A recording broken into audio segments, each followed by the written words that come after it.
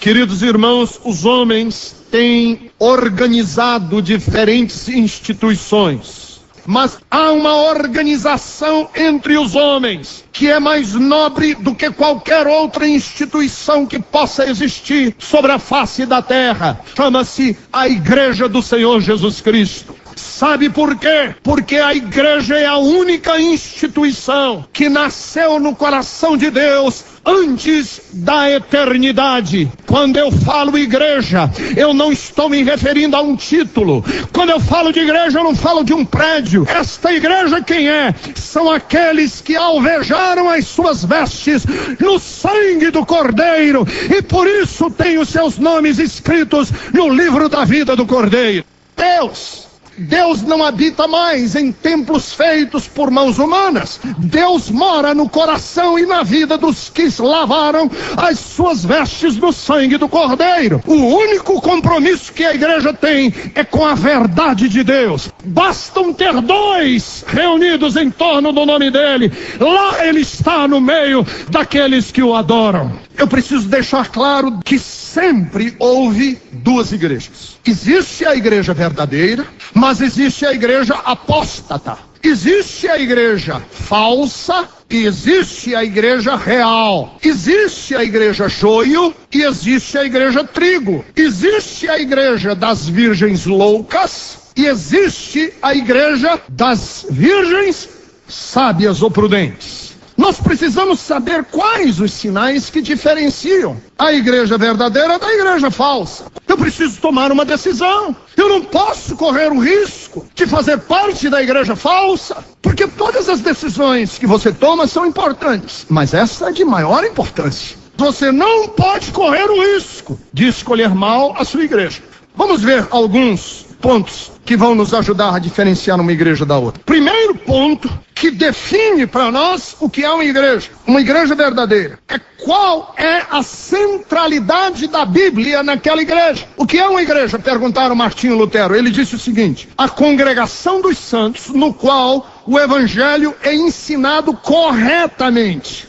Segundo, preste atenção à adoração dessa igreja, porque o propósito principal pelo qual a igreja existe é para adorar a Deus em espírito e em verdade. Quando uma igreja está se desviando, a tendência dessa igreja é centrar as suas atenções no ser humano e não em Deus. O sermão, a mensagem, nunca é exaltando Deus. Sempre em igrejas que estão se desviando, a mensagem visa usar Deus para atender as pessoas. Ora, se eu estou usando Deus para ajudar as pessoas, quem é o centro do culto? Não é Deus. O centro do culto são as pessoas. Terceiro, a edificação espiritual dos crentes. A igreja tem obrigação de alimentar os crentes que lá se congregam, edificá-los rumo à maturidade e fortalecê-los no poder do Espírito Santo. É obrigação da igreja alimentar os crentes com a palavra, edificá-los rumo à maturidade e fortalecê-los no poder do Espírito Santo. O nosso alvo é fazer com que o novo convertido cresça, amadureça e seja fortalecido no poder do Espírito Santo. Os dons que existem na igreja são para o aperfeiçoamento dos santos. Quarto, como é que a gente detecta uma igreja sadia? A igreja precisa exercitar amor e misericórdia no mundo. E aí você sabe qual é uma igreja forte de uma igreja fraca. É como é que existe amor no meio dessa igreja. Queridos, algumas igrejas estão se transformando em rodoviárias. É um entra e sai de gente. Pessoas que não têm vínculos, que não têm raízes, que não se amam, que não demonstram amor. Este não é o cristianismo bíblico. O cristianismo bíblico é de pessoas enraizadas, que amam-se, que crescem juntos e que juntos mostram ao mundo o que é uma comunidade de amor, uma comunidade perfeita em Deus. Quinto lugar, Como é que a gente sabe uma igreja da outra? Como é que essa igreja evangeliza? Qual é o objetivo dessa igreja na evangelização? A igreja não pode ser erguida em cima de doutrinas humanas, mas tem que ser erguida na revelação bíblica.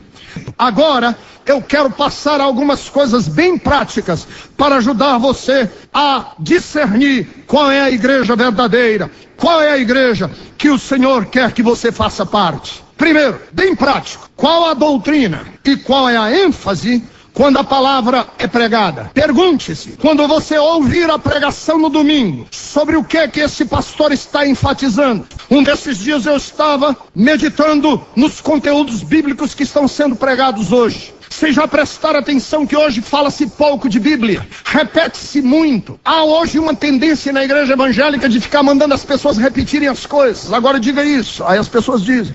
Agora diga aquilo, agora diga para o vizinho. Agora diga para o outro. Agora diga para aquele. E o tempo vai sendo tomado.